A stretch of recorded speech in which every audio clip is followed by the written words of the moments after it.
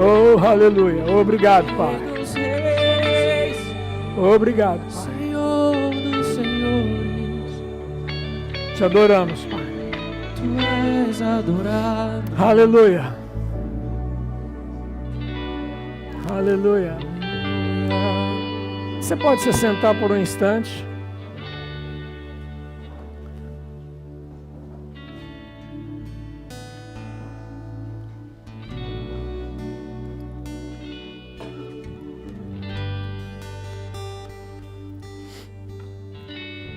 Eu creio que nós vamos fazer um culto um pouco diferente hoje. Eu acho que eu vou pedir vocês para ficar aqui um pouquinho em pé. Junto comigo. E nós vamos fluir com aquilo que o Espírito quer fazer. Amém? Amém, amém. Aleluia. Deus é bom. Todo tempo.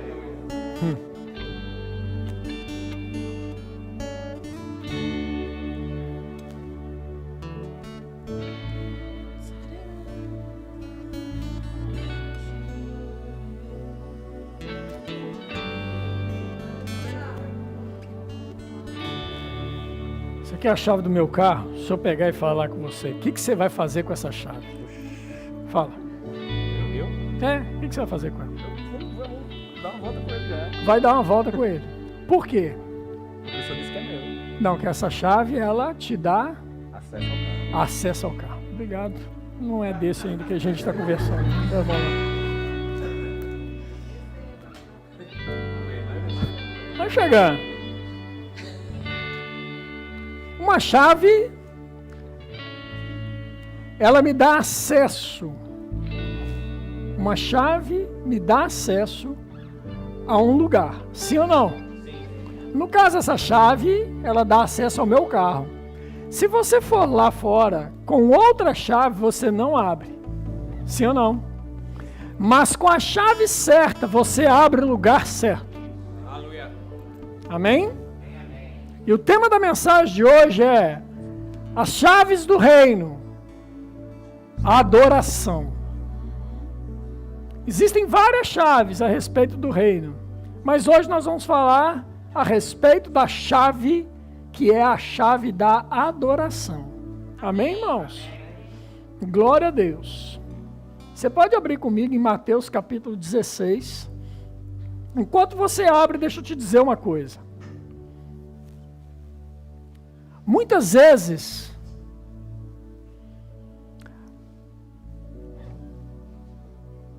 a gente vê que algumas coisas que a gente gostaria que acontecesse conosco, não acontece. Sim ou não? Só comigo que acontece isso ou não? Não, só comigo, né? Com você não acontece. Algumas dessas coisas são coisas que seriam ruins para nós, que a gente achava que seriam boas. Mas tem coisas que eram para acontecer, que eram boas, que deveriam acontecer, mas que não acontecem por algum motivo. E aí, a gente acaba ficando ao longo do caminho. Ana Luísa ministrou aqui na quarta-feira a respeito de paternidade. E foi espetacular. Se você não assistiu essa mensagem, eu te convido a ir lá no nosso canal no YouTube e assistir essa mensagem que ela trouxe para nós a respeito de paternidade. E uma das coisas de paternidade que eu me lembro na Bíblia é que a Bíblia fala que nós, pais, seremos como flecheiros e os nossos filhos como flechas para atingir um alvo. Amém, irmãos?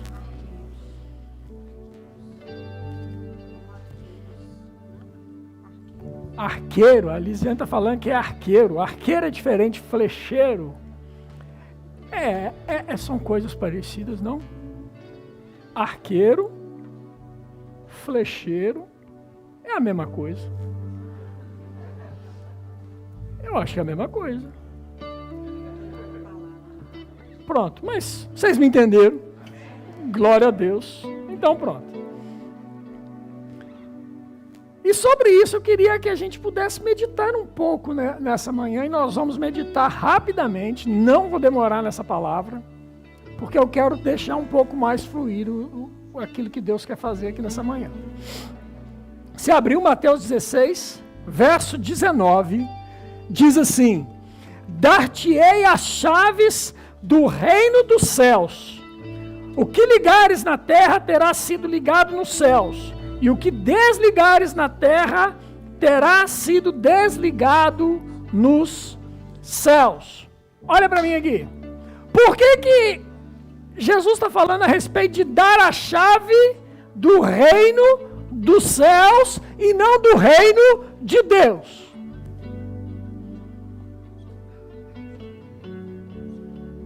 Ninguém? Reino dos céus e reino de Deus é a mesma coisa, irmão? Não? Quem falou não? Quem falou não? Vou ficar calado porque ele vai perguntar por que não, aí reino dos céus e reino de Deus é a mesma coisa? Conceitualmente não, irmãos. Reino dos céus é uma coisa, reino de Deus é outra. Pastor, qual que é a diferença então? Me explica aí que eu quero aprender nessa manhã. Pronto, você vai aprender. Reino dos céus, querido, tem a ver com o lugar da presença de Deus. E reino de Deus tem a ver com governo de Deus. Amém? Então, quando ele fala que ele vai dar as chaves do reino dos céus, ele está falando assim: olha, eu vou te dar a chave do lugar onde Deus se encontra. Eu vou te dar acesso à presença. Amém? Mas e o governo? O governo ele deu em outro momento, querido. Que foi, ele faz a promessa: eu vou para junto do Pai, mas enviarei outro da mesma espécie. Esse outro da mesma espécie, essa palavrinha outro aí, no original tem o sentido de outro de igual poder.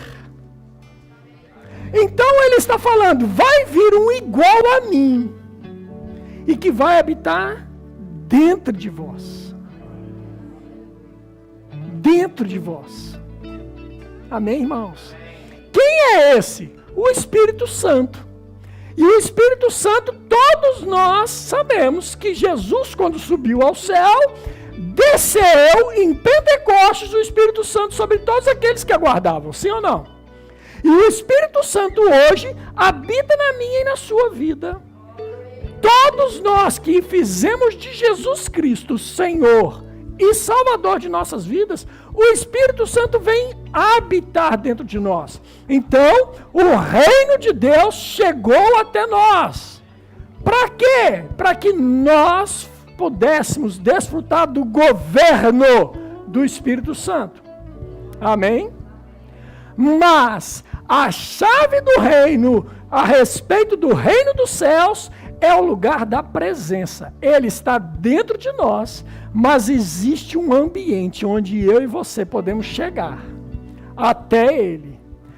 Amém, irmãos? Onde nós, através da adoração, queridos, nós proporcionamos um ambiente favorável à presença dEle. Amém?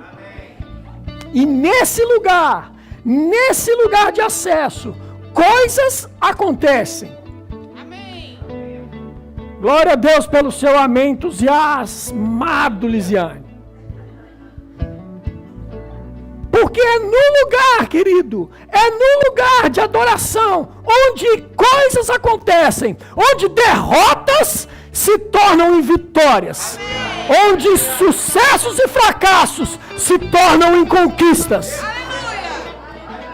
É onde tudo que parecia perdido, tudo muda. Tudo muda. Aquilo que parecia impossível. Aquilo que parecia impossível. Ai, Jesus mudou minha sorte. Tinha uma música assim, não tem, irmão? Tem. Jesus muda, irmão.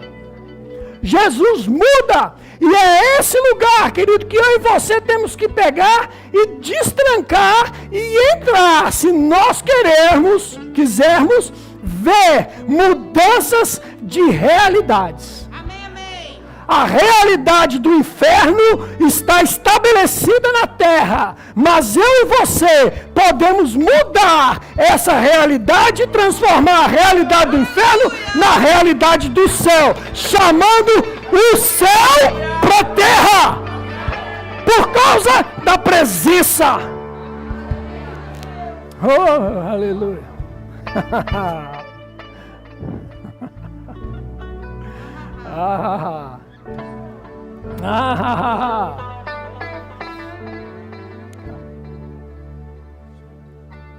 Em Gênesis, abre comigo lá.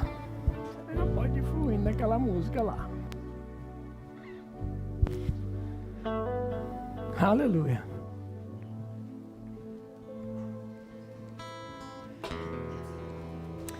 Aleluia. Em Gênesis capítulo 11, você abriu? Gênesis capítulo 11. Oh, aleluia. Eu estou empolgado com essa palavra. Meu Deus. Essa palavra mexeu comigo quando eu recebi essa palavra, querido. Meu Deus. Oh, aleluia. Gênesis capítulo 11. Narra a genealogia. E ali, em um determinado momento, surge uma pessoa. Surge um sujeito chamado Terra. Não é terra. Terra, no versículo de número 26. Esse Terra, ele era nada mais, nada menos do que o pai do pai da fé. Ou seja, ele era o avô da fé. Terra era pai de Abrão. Diga comigo, Tera era pai de Abrão. E ali eles viviam na terra de Ur dos Caldeus, e de repente esse Tera resolve fazer algo com a sua família. Ele resolve tirar a sua família daquela terra de Ur dos Caldeus e resolve ir para onde? Olha que coisa interessante, irmãos, que a gente passa por cima da leitura da Bíblia e não se atenta. Terra, lembra de eu falar do flecheiro? Do arqueiro, senão eu apanho em casa. Do arqueiro. Lembra de eu falar do arqueiro? O pai é como um arqueiro que aponta para o filho, que tem a responsabilidade de fazer com que o filho atinja o alvo. Antes de Abrão receber qualquer promessa, Terra teve uma inspiração, ou uma direção, eu não sei dizer o que é, mas Terra falou, vamos para Canaã. Pelo amor de Deus. Meu irmão, entenda isso, a responsabilidade de nós pais. Nós temos que ouvir o Espírito Santo para poder fazer com que nossos filhos cheguem no lugar certo. Amém? Mas olha só o que acabou por acontecer. Versículo 31. Tomou Tera Abrão, seu filho, e a Ló, filho de Arã, que havia morrido, irmão de Ló, filho de seu filho, e a Sarai, sua nora, mulher de seu filho Abrão. E saiu com eles de Ur dos Caldeus para ir à terra de Canaã. Quantos sabem que Canaã é a terra prometida por Deus a Abraão? Amém. Amém, irmãos? Foram até Arã, onde ficaram. Foram até Arã, onde ficaram. Quando você, querido, não tem uma direção de Deus, qualquer lugar que você chegar tá bom. Mas você jamais desfrutará do melhor de Deus, porque você não foi para a direção de Deus. Vamos para Canaã. Mas aqui tá bom. Paramos em Arã, tá ótimo aqui, não preciso avançar mais. Mas esse não era o plano de Deus. Agora você pula para capítulo 12. pararam em Harã. E agora Deus vira para Abrão e fala assim para Abrão. Presta atenção, irmãos. Ora, disse o Senhor a Abrão: sai da tua terra, da tua parentela e da casa do teu pai, e vai para a terra que te mostrarei. E de ti farei uma grande nação, e te abençoarei, e te engrandecerei o nome. Sê tu uma bênção. E Abrão saiu dali, pegou consigo a Ló e foi embora. Versículo 7. Apareceu o Senhor a Abrão e lhe disse: darei a tua descendência a esta terra. Agora presta atenção, irmãos. Se você não guardar nada do que eu falei até agora, guarda isso. Apareceu o Senhor a Abrão e lhe disse: darei a tua descendência a esta terra. Ali edificou um altar ao Senhor que lhe aparecera. Talvez isso possa passar também batido para nós. Edificou um altar. Altar, irmão, deixa eu te dizer uma coisa. Altar está relacionado a sacrifício. E sacrifício tem dois pilares: arrependimento e santificação. E esses dois, arrependimento e santificação, quando juntos, eles produzem algo que mexe com os céus, chamado adoração. Não existe adoração sem arrependimento e sem santificação. Não tem como, irmãos. Vira lata vazia, vira barulho. E todos nós já sabemos, de cor e salteado, essa história. O barulho não traz a presença, mas a presença traz o barulho. É lebe. Ó, pega a visão. Irmãos, entenda isso. Entenda essa perspectiva. De que o lugar onde Deus fala com você alguma coisa, você tem que parar tudo. Para tudo, irmãos. Para tudo e vai adorar a Deus. Porque no meio da adoração, queridos, Deus vai se manifestar. Deus vai falar com você. Inspiração virá. Direções virão. Por quê? Porque no lugar da adoração é o lugar da presença, irmãos. Nós, hoje, na nova aliança, nós temos a possibilidade de entrar na presença dele, sem qualquer sentimento de culpa ou condenação, como se o pecado jamais tivesse existido. Nós podemos entrar na presença dele em qualquer lugar, em qualquer momento. E amados, eu não estou falando da presença que está dentro, não. Eu estou falando de entrar mesmo na presença em adoração. Porque dentro de nós já sabemos que ele está. Mas ele dentro de nós está relacionado a governo. Ele dentro de nós está relacionado a fruto do Espírito que muda o meu caráter, que transforma a minha vida. Mas com relação ao reino dos céus, o lugar da presença está relacionado, querido, a coisas que o Pai quer comunicar, intimidade que o Pai quer revelar. Coisas que estavam até então ocultas, ele traz a sua manifestação através da inspiração do Espírito Santo.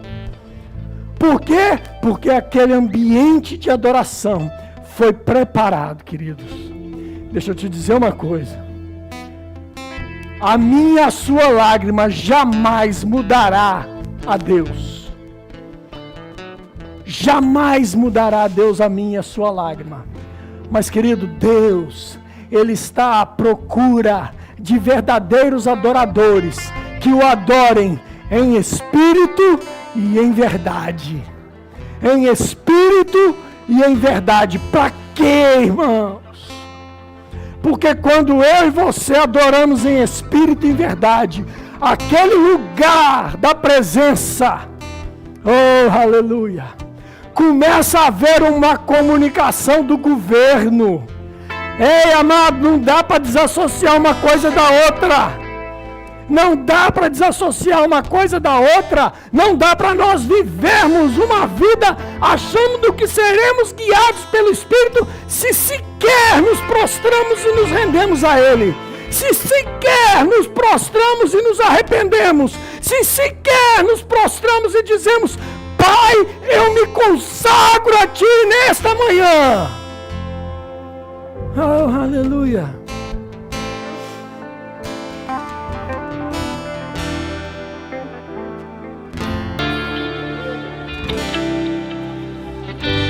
Olha só, em Gênesis 13 acontece uma outra situação. Deus tinha dito em Gênesis 12: eu vou te dar esta terra. Em Gênesis 13, por haver fome naquele lugar, Abrão, sem consultar a Deus, decide ir para o Egito.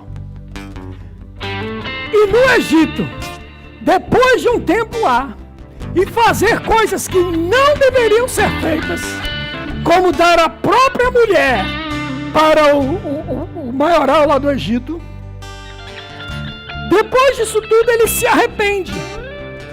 E aí no versículo 3 ele fala assim: fez as suas jornadas do Neguebe até o Betel, ao lugar onde primeiro estivera.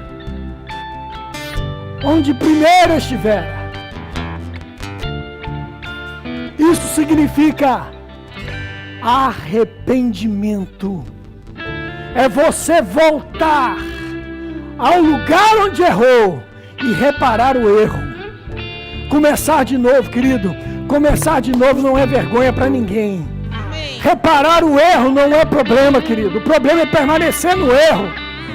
Esse é um problema. Então está na hora. Chegou o tempo, querido, de nós voltarmos à essência.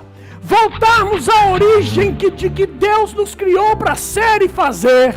Está no momento certo e oportuno da igreja do Senhor Jesus, espalhada sobre toda a terra, se levantar numa nova voz, numa voz de autoridade que ela nunca perdeu, mas talvez tenha esquecido. A voz de autoridade que diz não ao pecado. Amém. E sim para a santidade. Sim para a santidade. E ele pega e diz: voltou ao lugar do altar que outrora tinha feito. E aí Abrão invocou ao Senhor. Invocou ao nome do Senhor. E no capítulo de número 13, no versículo de número 14, Deus pega e novamente se aliança, faz a promessa a Abrão. E no versículo 18 ele diz: e Abrão, mudando as suas tendas, foi habitar nos carvalhais de Mamre, que estão junto a Hebrom, e levantou ali um altar ao Senhor. Irmão, todas as vezes que algo acontece, eu e você precisamos saber que nós temos para onde correr. Aleluia. O lugar para onde nós devemos correr é o lugar da presença. Eu não sei aonde que é o lugar que você separa para ser esse lugar da presença.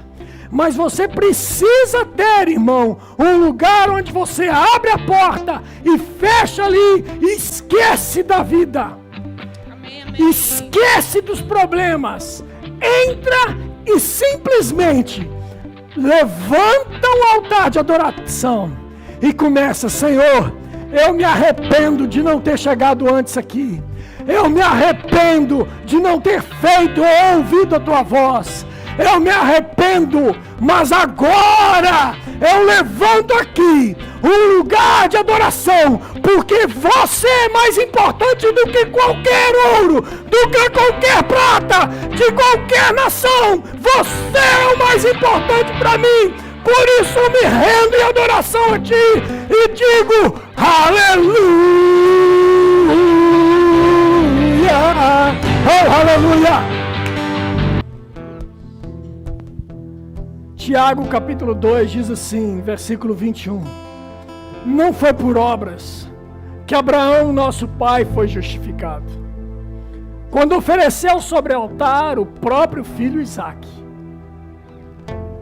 Vês como a fé operava juntamente com as suas obras. Com efeito, foi pelas obras que a fé se consumou. E se cumpriu a Escritura, a qual diz: ora, Abraão creu em Deus, e isso lhe foi imputado para a justiça, e foi chamado amigo de Deus.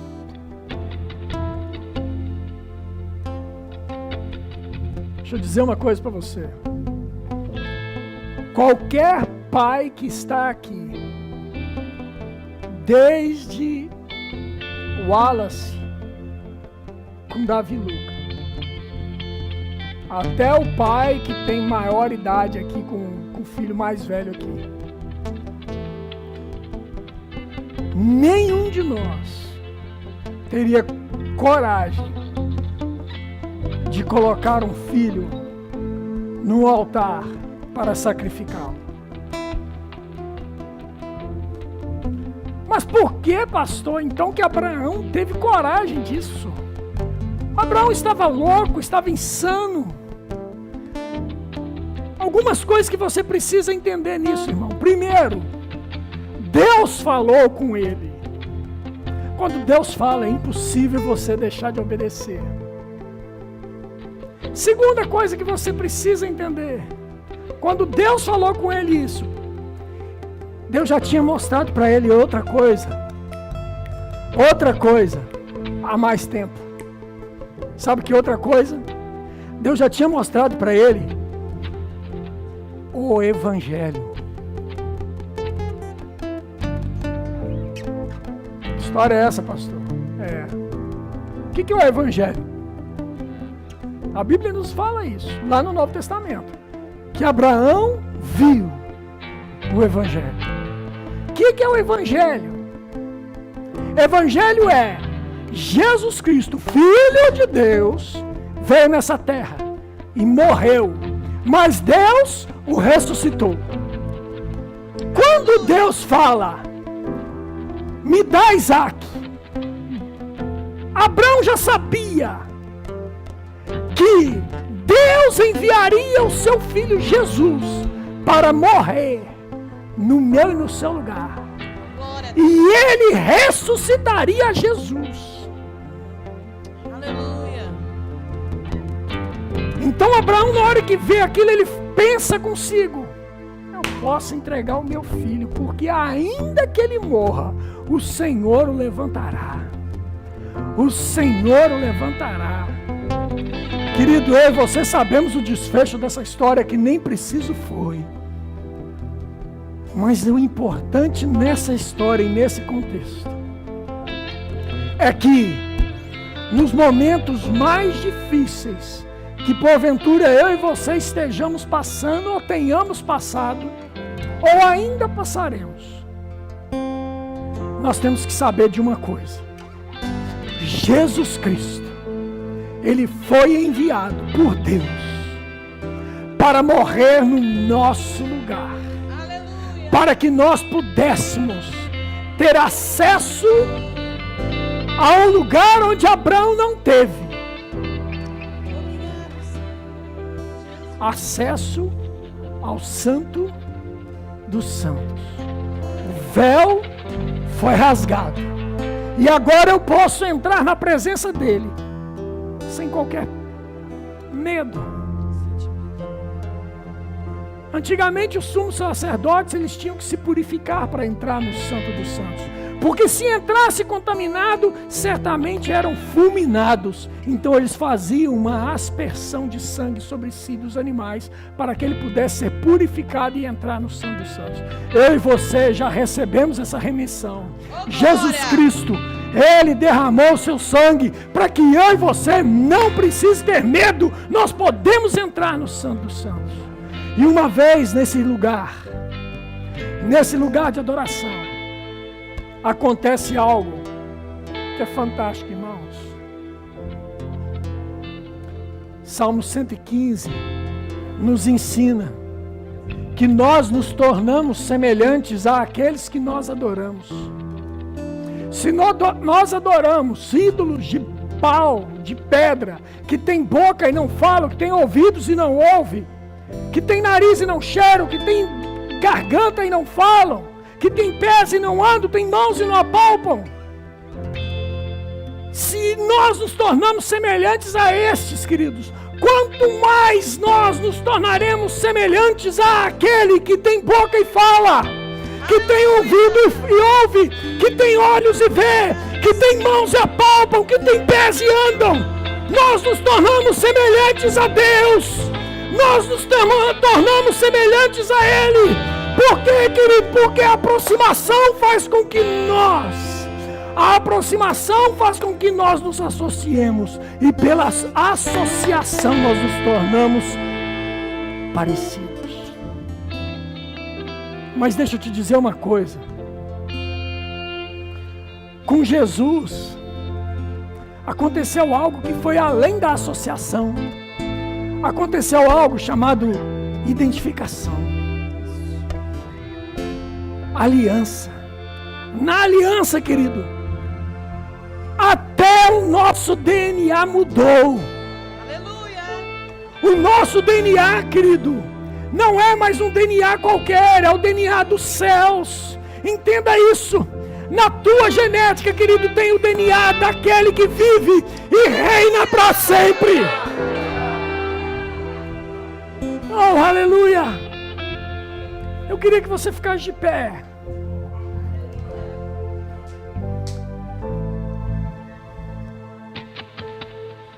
A adoração vai trazer inspirações para você, para a mudança de realidades. Amém. Porque no lugar da presença, o Espírito vai falar com você. Vai te dar estratégias, vai te dar uma ideia que mudará a sua vida para sempre. Oh, aleluia. Amém. O ambiente de adoração que nós estamos com ele aqui nessa manhã, não precisa ficar aqui. Você pode levar esse ambiente para sua casa.